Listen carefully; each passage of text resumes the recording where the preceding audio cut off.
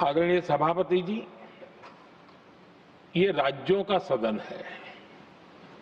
आने वाले समय में ये संकट हमारे देश की बड़ी परीक्षा लेने वाला है और इस परीक्षा में सफलता के लिए राज्यों का सहयोग बहुत आवश्यक है।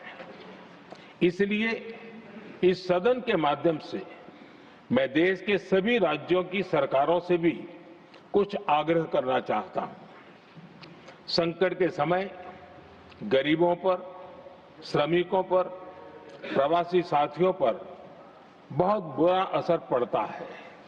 इसलिए पीएम गरीब कल्याण अन्न योजना का लाभ समय पर मिलता रहे, ये सुनिश्चित करना होगा।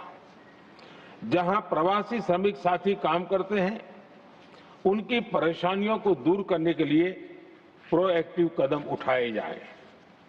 ऐसी स्थितियों पर नजर रखने के लिए राज्य सरकारें विशेष व्यवस्थाएं करें तो इससे काफी सुविधा होगी। राज्य सरकारों को एक और चुनौती पर भी बहुत अधिक ध्यान देना होगा।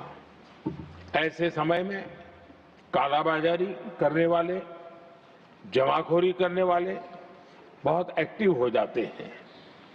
जहां से भी ऐसी शिकायतें आती हैं, वहां त्वरित कार्रवाई होनी चाहिए।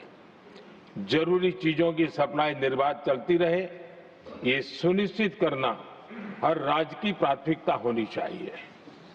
आदरणीय सभापति जी, मैं सभी राज्य सरकारों से एक अनुरोध और करना चाहता हूं। संकट चाहे कितना भी बड़ा हो, भारत की तेज ग्रोथ बनाए रखना हम सभी का दायित्व है। हमें इसके लिए हर जरूरी कदम, हर जरूरी रिफॉर्म्स तेजी से करते रहने होंगे।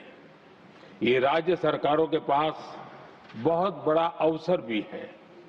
ये टीम इंडिया की भी बहुत बड़ी परीक्षा है। कोरोना के महासंकट में केंद्र और राज्यों ने टीम इंडिया बनकर कोविड मैनेजमेंट का एक बेहतरीन मॉडल सामने रखा था। अलग अलग पॉलिटिकल पार्टी की सरकारें होने के बावजूद टेस्टिंग, वैक्सीनेशन से लेकर जरूरी चीजों की आपूर्ति टीम इंडिया के प्रयासों से ही सुनिश्चित हो पाई थी। हमें उसी भावना के साथ आगे भी काम करना है। सभी राज्य सरकारों और केंद्र सरकार के प्रयासों से देश इस गंभीर वैश्विक संकट का प्रभावी रूप से सामना कर पाएगा। आदरणीय सभापति जी, ये संकट अलग प्रकार का है और इसके समाधान भी अलग प्रकार से ही तय किए जा रहे हैं। हमें धीरज के साथ, संयम के साथ, शांत मन से हर चुनौती का मुकाबला करना है।